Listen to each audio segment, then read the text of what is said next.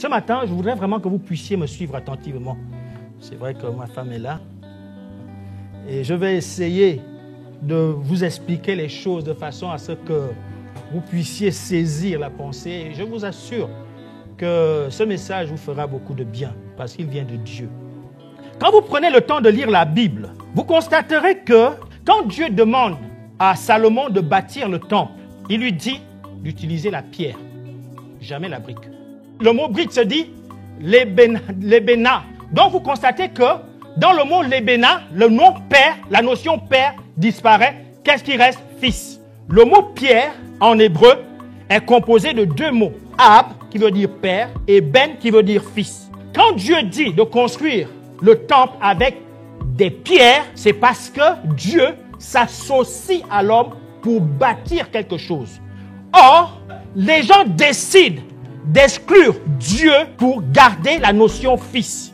Donc, en quelque sorte, Dieu n'a plus sa place, d'où Dieu dit cette entreprise ne peut pas marcher. Nous avons besoin de comprendre que Dieu n'est pas contre l'unité, que Dieu n'est pas contre la célébrité. Donc, quelqu'un qui recherche à être célèbre ne fait pas l'œuvre du diable, il fait l'œuvre de Dieu. Tu as dit à Abraham, je rendrai ton nom célèbre, je te bénirai, je te donnerai du succès. Donc, ce que ces hommes avaient envie de faire n'était pas mauvais en soi. Ce qui était mauvais, c'est que dans ce projet, Dieu n'avait pas sa place. Si Dieu n'a pas sa place dans ce que vous faites, vous êtes en train d'élever une tour de Babel.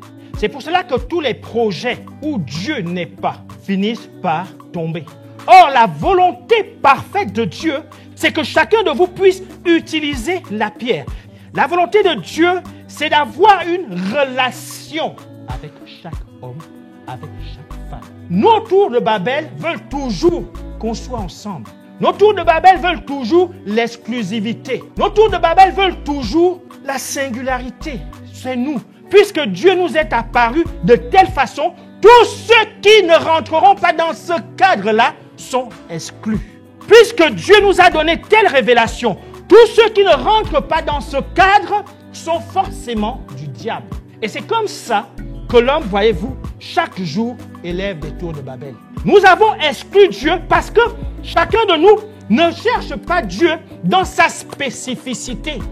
Il est important que vous compreniez que pour bâtir votre vie, Dieu a besoin que vous puissiez utiliser la pierre, que vous puissiez avoir avec lui une relation personnelle. Venez à Dieu comme vous êtes. Venez à Dieu